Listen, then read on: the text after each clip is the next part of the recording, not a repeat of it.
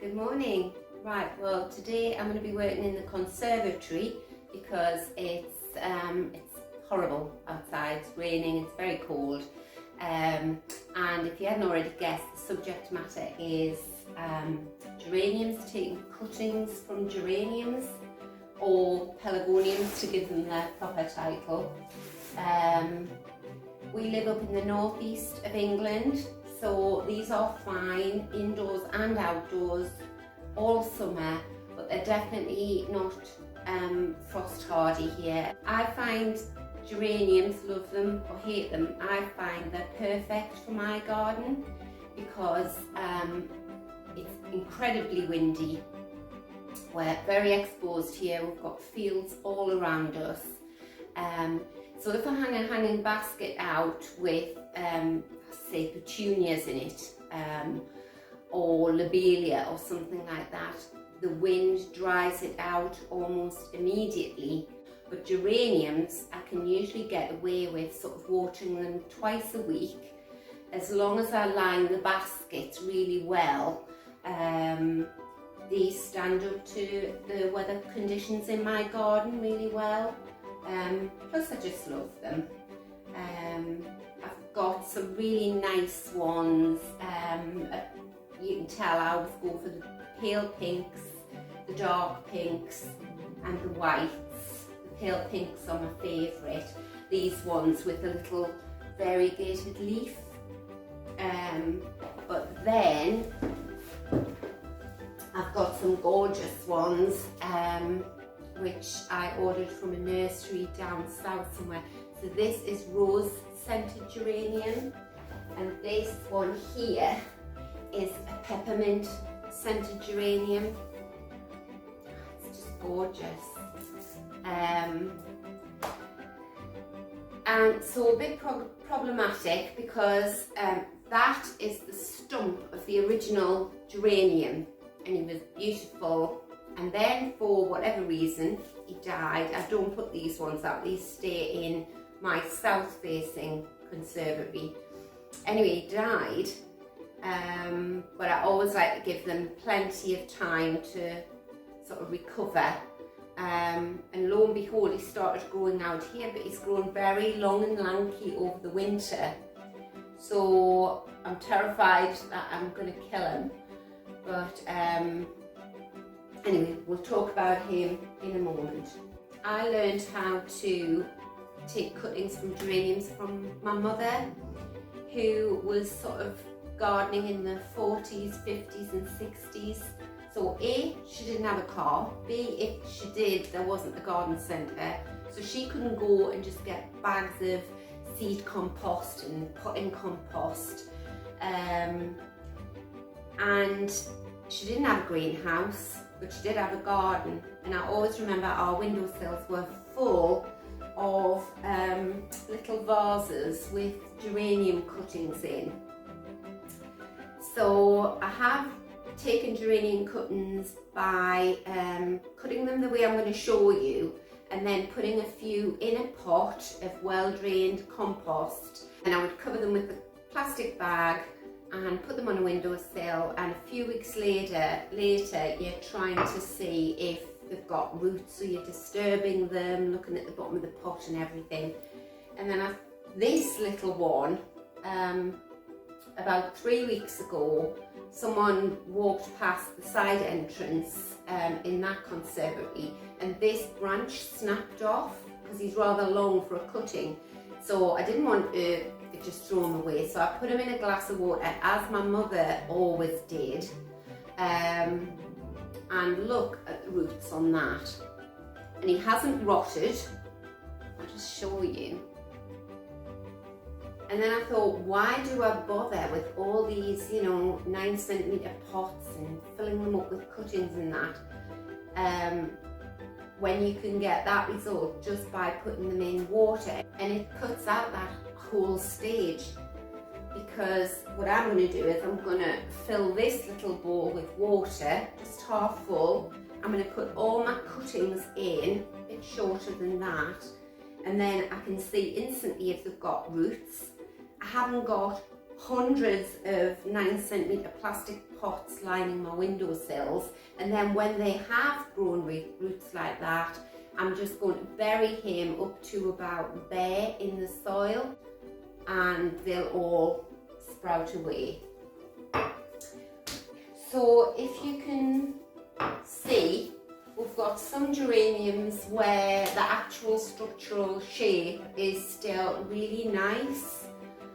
They're bushy, they're not tall and bare and lanky at the bottom. This one's actually got a new little one coming up at the bottom there.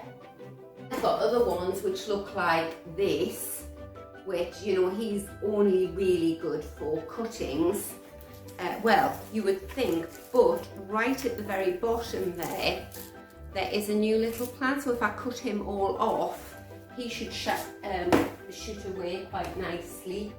So we'll start off with this little one, which is quite nice condition, nice structure. So he's bushy there. This stem here is nice and bushy, but this one is really quite straggly. So what I'm going to do is, with nice sharp secateurs, I'm just going to take the cutting right down there. So that's my cutting, and what it's done is it's left the plant looking a nice shape. So what you do is you take off any greenery down the stem, and you try and take as short a cutting as you possibly can, because then you'll get a nice sturdy little bushy plant. And then I'm going to put my water in here, and then I'm just going to put him straight in there, keeping the leaves on the outside. Can you see him? And then a quick tidy up of this little plant. And what I'll do is I'll give them a good water at the end. So yeah, that's nice. This one again, lovely shape, lovely colour. So all these plants stayed outside last summer, but you can see with this plant, unlike that one, the flowers have all died on this one. So you just cut the flower off right back down to the stem, and then we'll see what we've got. And the reason you try and take cuttings from non-flowering stems, or just cut the flowers off, they don't need to be non-flowering, is that if the flower's there, the plant is spending all of its energy that it's got trying to make the flower and make pollen, I would imagine. Whereas if you take the flowers off, it concentrates on making roots. So already that's looking better, but it is quite straggly. I don't know. I quite like the look of that. But I do want cuttings off it as well. So no, I'm going to take cuttings off this one. So it's growing nice and bushy at the bottom. Take those out. And when I cut it down at the bottom there, it'll get all new leaves. And that's the theory.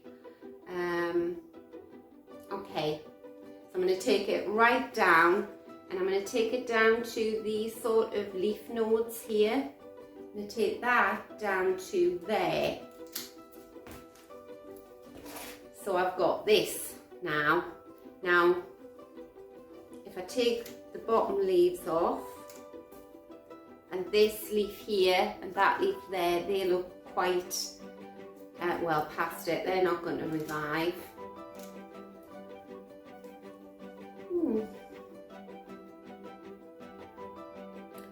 So you know what I think I'm going to do? I'm going to take 2 cuttings off this, because as long as you keep them this way up and you remember which way the roots grow, if I cut it just there,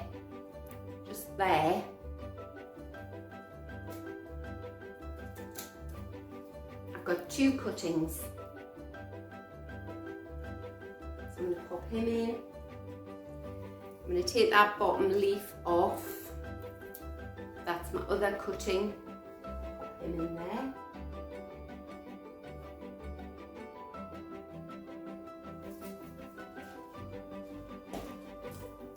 Take this one down to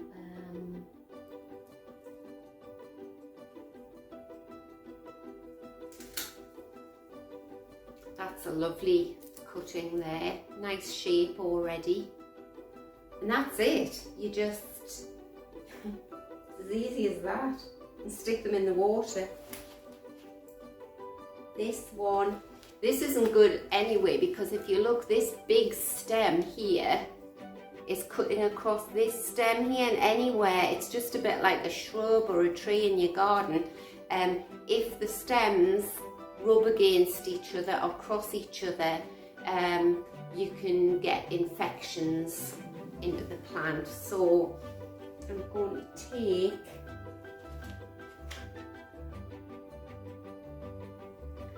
I'm going to take this whole middle bit out in that case, and that's opened that up, and then I'll take a cutting off here, so I'll cut him there, like that. All those leaves are lovely, that one isn't. Take him off.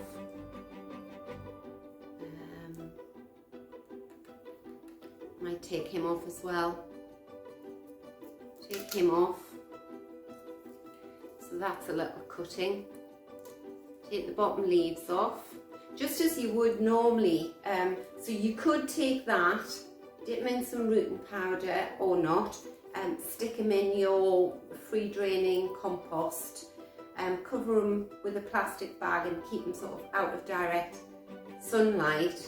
And that's the way most people take their geranium cuttings.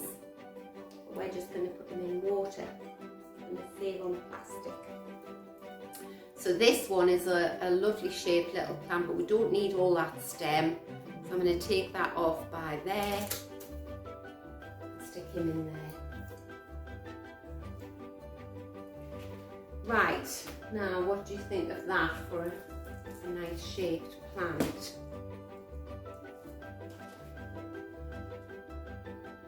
Off. Take that leaf off. Yeah, I think I'm happy with that, because this one will grow here and this one will be a bit taller at the back. Right, now this one, take any bits of grass or weed out that's growing. So this is my favourite one. So you can see nice and bushy down there in the crown, so I'm going to leave that, but I'm going to cut these stems right down there and there, and what will happen hopefully is these cut stems will start sprouting new leaves as well. So we're left with this. I'm going to take the flower off so that it doesn't waste its time trying to feed a flower, and stick that in the water. Take both of these flowers off. Again, I don't need that huge long stem, because all that'll do is it'll give you a new plant with lovely roots with a really long stem with all of the flowers at the top, and I think you're going to end up with something like that, top heavy. So again, you won't waste that bit, but we'll cut him there. That off there. I've remembered that's the bottom, and there's two cuttings. I'll stick them in some water. It smells gorgeous in here. I love the smell of geraniums. And we don't want the leaves getting wet. Right, I'll do one more geranium in front of you, which is this one. So he's lost all his architectural structure, but he's nice and healthy. I've got a nice bit of green at the bottom there. So I've got nothing to lose with this one. And that, you can see that's just completely dead mush, that stem. Right, oh, where have I just put that dead mushy stem? Right, I'll show you the difference between a dead stem. So this one's dead, soft, mushy. That one is full of life, even though 95% of the leaves have died on it.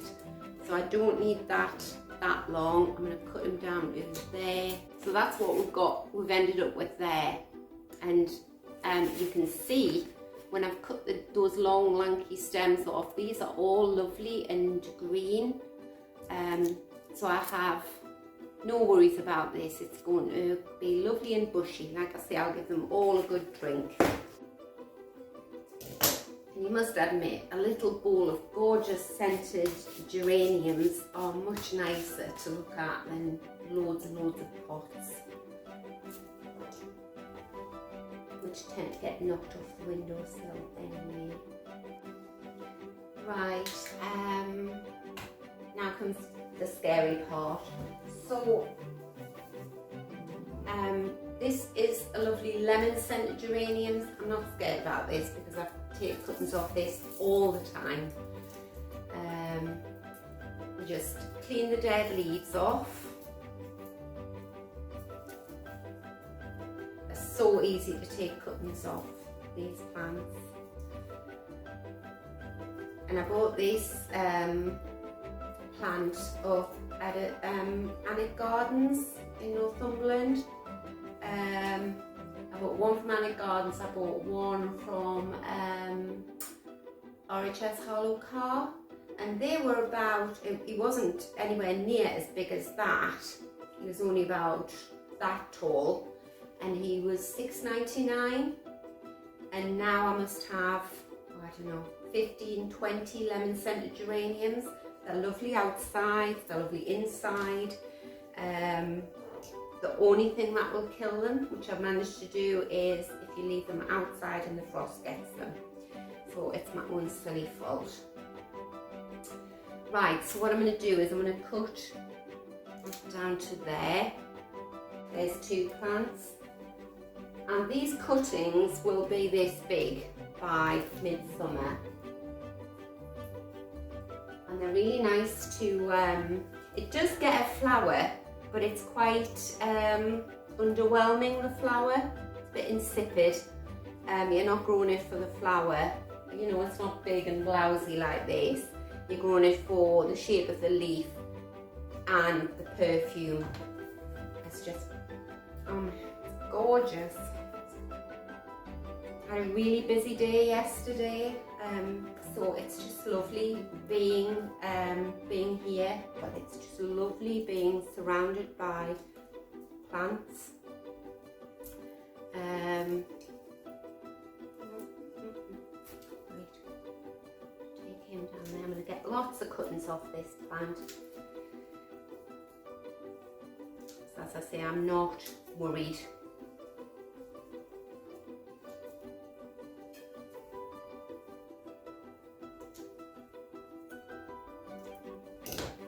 So I'm going to leave him like that. That's quite a nice shape. And then look at all of these. That's 1, 2, 3, 4, 5, 6, 7, 8, 9 plants. Take the biggest leaves off. You don't want that little cutting trying to make roots and trying to feed that leaf. More. You can see, whether you can see, all the way down the stem there's little leaves wanting to grow there. So lemon scented geraniums, very good value. Again, I'm going to take the biggest leaf off there. Just no need to make the poor things work too hard. That's all you need. You do need the leaves to keep the cutting alive for photosynthesis to occur. Right, clean that off.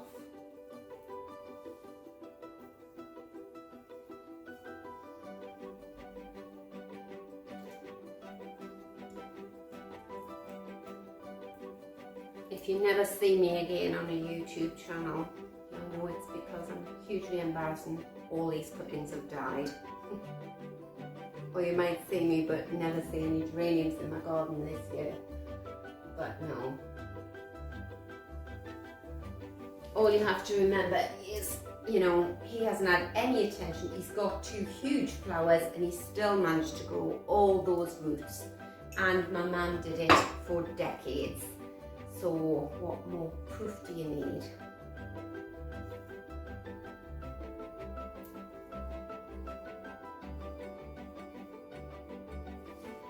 I knew a lot of these women, you know, who came through the war, doing men philosophy, all coming back now.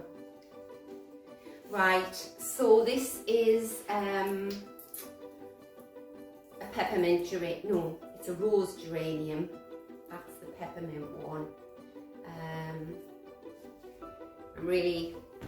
I'm a bit nervous, but the thing is, I'm not happy with the structure of that plant. It's long, it's leggy, but it's alive.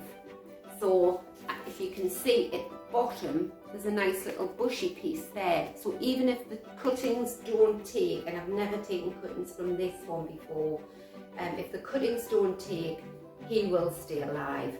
So I'm going to cut them off at the bottom, right? So that's what I'm left with,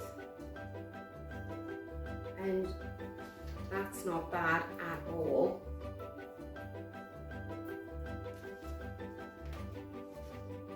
Okay.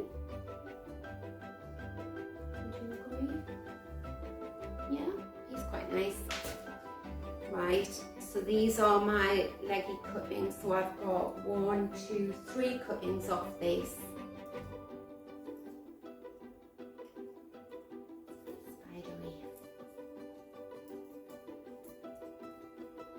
Take the dead stems off the bottom.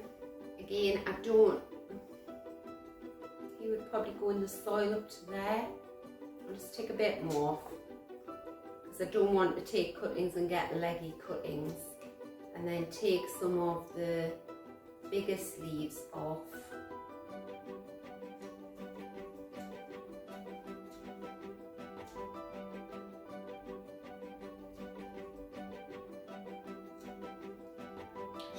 Know when to stop. Right, he's got enough leaves on there to keep him alive. So I'm going to take him down a little bit more, like that. And that is my cutting, and I feel happy with that. So he's going to go in there. Do the same with this.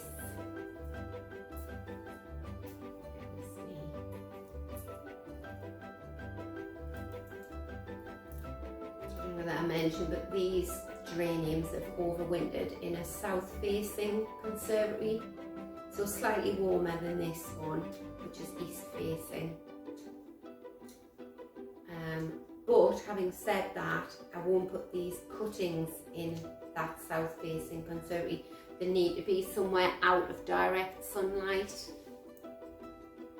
just enough light to keep them alive. They'd exhaust far too quickly if you put them in direct sunlight, and that goes for most plants.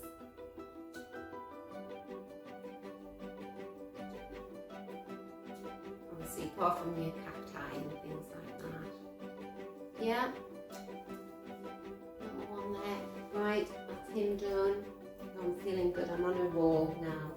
I'm just going to do all these today, but you don't have to watch. Right, now my gorgeous. So, take the dead stems off. Now you are supposed to have a leaf on a stem to keep it alive, but I haven't got any leaf on this. You know, this leaf here is dead. So I certainly don't want to keep a long lanky stem devoid of any leaf that long. So, oh my gosh, scary. I'm going to cut it down to there. Already he looks better. He's popped up. And I'm going to take 2 cuttings off this. I'm going to get rid of these 2 long leaves. Actually, I'm going to get rid of that one as well. And then I'm going to cut it there. So that is one. And as long as this leaf keeps the plant alive, it should start getting lots of other little leaves growing out the stem. And then when they're forming, I'll cut that big long one off. There. This one is a much better cutting, and cut both of those off there and that one, and I'm left with that. That's going to be a lovely shaped little plant. You know, he'll go in a pot sort of buried up to there and he'll be lovely, and they're just like, they're like velvet, those. So that's it for today. I'm just going to sit and potter here probably for another hour. I think I'm going to have to get another bowl. I think my mum would be shocked. She bought me this crystal trifle bowl years and years ago, but she never thought I'd be using it for this. So I hope you've enjoyed this little video. I hope you've got some tips from it. Do try giving cuttings in water a go. One other thing before you do go is one of my daughters grows cheese plants, monsteras. I bought her a monstera 2 years ago for her birthday, and he was quite expensive, and he was only this tall. He was about £35, and she's just marvellous with them. And she cuts stems off them, puts them in a vase of water until they get all their roots, and I think she's got about 15 monstera plants, so she's always giving me some. I've got one in water here. This is how we sort of keep them, and then he's going to go into a pot of soil soon. So yeah, I would imagine you can do it with a lot of plants.